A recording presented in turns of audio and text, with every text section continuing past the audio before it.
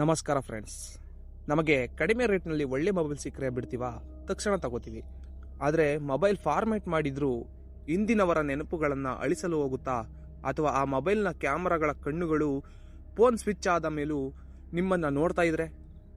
ಇವತ್ತು ಕಾರ್ತಿಕ್ ಎಂಬ ಹುಡುಗನಿಗೆ ಒಂದು ಸೆಕೆಂಡ್ ಹ್ಯಾಂಡ್ ಫೋನ್ ತಂದ ನಂತರ ಆದ ಭಯಾನಕ ಅನುಭವ ಹೇಳ್ತೀನಿ. ಅಲ್ಲಿವರೆಗೂ ಕೊನೆವರೆಗೂ ವಿಡಿಯೋ ಕೇಳಿ. ಕಥೆಯ ನಾಯಕ ಕಾರ್ತಿಕ್ ಕಾಲೇಜ್ ಸ್ಟೂಡೆಂಟ್. ಅವನಿಗೆ ಐಫೋನ್ ತಗೋಬೇಕು ಅಂತ ತುಂಬ ಆಸೆ, ಆದರೆ ದುಡ್ಡಿರಲ್ಲ.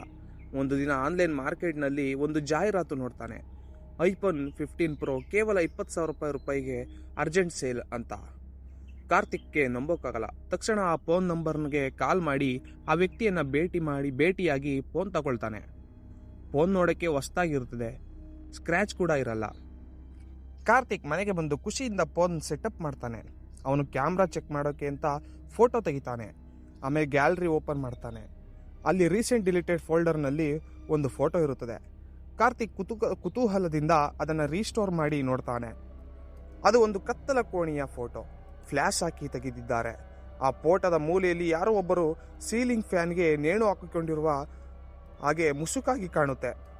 ಕಾರ್ತಿಕ್ ಭಯಪಟ್ಟು ಯಾರೋ ಸತ್ತಿರೋ ಫೋನ್ ಇದು ಅಂತ ಆ ಫೋಟೋನ ಪರ್ಮನೆಂಟ್ಲಿ ಡಿಲೀಟ್ ಆಗಿ ಮಾಡ್ತಾನೆ.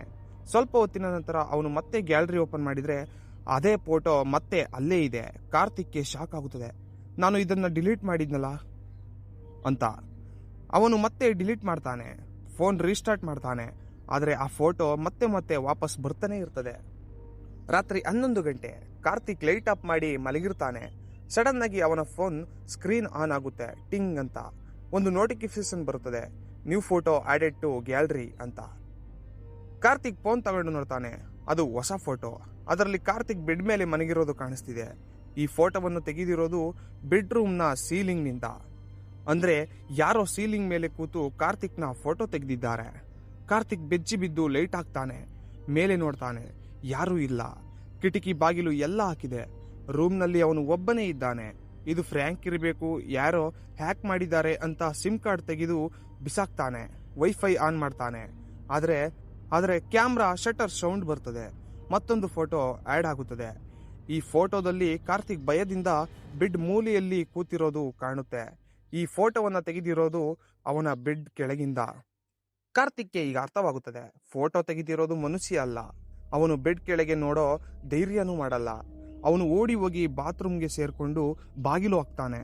ಕನ್ನಡಿ ಮುಂದೆ ನಿಂತು ಉಸಿರಾಡ್ತಾನೆ. ಫೋನ್ ಮತ್ತೆ ವೈಬ್ರೇಟ್ ಆಗುತ್ತದೆ. ಗ್ಯಾಲರಿಯಲ್ಲಿ ಇನ್ನೊಂದು ಫೋಟೋ. ಅದು ಬಾತ್ರೂಮ್ನ ಕನ್ನಡಿಯ ಫೋಟೋ. ಅದರಲ್ಲಿ ಕಾರ್ತಿಕ್ ಇದ್ದಾನೆ. ಆದರೆ ಕಾರ್ತಿಕ್ ಹೆಗಲ ಮೇಲೆ ಒಂದು ಕೊಳೆತ ಕೈ ಇಟ್ಟಿರೋದು ಕಾಣ್ತಿದೆ. ಕಾರ್ತಿಕ್ ಫೋನ್ನ ಅನ್ಲಾಕ್ ಮಾಡಲು ನೋಡ್ತಾನೆ. ಆದರೆ ಫೋನ್ ಅನ್ಲಾಕ್ ಆಗ್ತಿಲ್ಲ. ಫೇಸ್ ಐಡಿ ನಾಟ್ ರೆಕಾಗ್ನೈಸ್ಡ್ ಅಂತ ಬರ್ತಿದೆ. ಕಾರ್ತಿಕ್ ಮತ್ತೆ ಟ್ರೈ ಮಾಡ್ತಾನೆ. ಸಡನ್ ಆಗಿ ಫೋನ್ ಅನ್ಲಾಕ್ ಆಗುತ್ತದೆ. ಆದರೆ ಕಾರ್ತಿಕ್ ಫೋನ್ನ ತನ್ನ ಮುಖದ ಎದುರು ಹಿಡಿದಿರಲ್ಲ. ಅವನು ಫೋನ್ನ ಸ್ವಲ್ಪ ಪಕ್ಕಕ್ಕೆ ಹಿಡಿದಿರ್ತಾನೆ. ಅಂದ್ರೆ ಕ್ಯಾಮ್ರಾ ಕಾರ್ತಿಕ್ನ ಮುಖ ನೋಡಿ ಅನ್ಲಾಕ್ ಆಗಿಲ್ಲ, ಅವನ ಹಿಂದೆ ನಿಂತಿರೋ ವ್ಯಕ್ತಿಯ ಮುಖ ನೋಡಿ ಅನ್ಲಾಕ್ ಆಗಿದೆ. ಸಡನ್ ಆಗಿ ಫೋನ್ನಲ್ಲಿ ಸೆಲ್ಫಿ ಕ್ಯಾಮ್ರಾ ಆನ್ ಆಗುತ್ತದೆ. ವಿಡಿಯೋ ರೆಕಾರ್ಡಿಂಗ್ ಶುರುವಾಗುತ್ತೆ. ಸ್ಕ್ರೀನ್ನಲ್ಲಿ ಕಾರ್ತಿಕ್ನ ಹಿಂದಿರುವುದು ದೃಶ್ಯವನ್ನು ನೋಡ್ತಾನೆ. ಸ್ಕ್ರೀನ್ನಲ್ಲಿ ಕಾರ್ತಿಕ್ ತನ್ನ ಹಿಂದಿರುವ ದೃಶ್ಯವನ್ನು ನೋಡ್ತಾನೆ. ಅವನ ಹಿಂದೆ ಆ ನೇಣು ಹಾಕಿಕೊಂಡಿರುವ ವ್ಯಕ್ತಿ ನಿಂತಿದ್ದಾನೆ. ಅವನ ಕುತ್ತಿಗೆಯಲ್ಲಿ ಹಗ್ಗ ಇದೆ. ಕಣ್ಣುಗಳು ಬಿಳಿಯಾಗಿವೆ. ಅವನು ಕಾರ್ತಿಕ್ನ ಕಿವಿಗೆ ಹತ್ತಿರ ಬಂದು ಪಿಸು ಮಾತಿನಲ್ಲಿ ಹೇಳ್ತಾನೆ, ನನ್ನ ಫೋನ್ ಪಾಸ್ವರ್ಡ್ ನಿನಗೆ ಹೇಗೆ ಗೊತ್ತಾಯಿತು ಅಂತ. ಮಾರನೇ ದಿನ ಪೊಲೀಸರು ಬರ್ತಾರೆ. ಕಾರ್ತಿಕ್ ಬೆಡ್ರೂಮಲ್ಲಿ ಶವವಾಗಿ ಬಿದ್ದಿರ್ತಾನೆ. ಅವನ ಕುತ್ತಿಗೆಯಲ್ಲಿ ನೇಣು ಬಿಗಿದ ಗುರುತು ಇದೆ. ಪೊಲೀಸರಿಗೆ ಅಲ್ಲಿ ಆ ಐಫೋನ್ ಸಿಗುತ್ತೆ. ಪೊಲೀಸರು ಇನ್ಸ್ಪೆಕ್ಟರ್ ಆ ಫೋನ್ ತಗೊಂಡು ಆನ್ ಮಾಡ್ತಾರೆ. ಅರೆ, ಇದರಲ್ಲಿ ಪಾಸ್ವರ್ಡ್ ಇಲ್ಲ, ಓಪನ್ ಆಯಿತು ಅಂತಾರೆ. ಅವರು ಗ್ಯಾಲರಿ ಓಪನ್ ಮಾಡ್ತಾರೆ.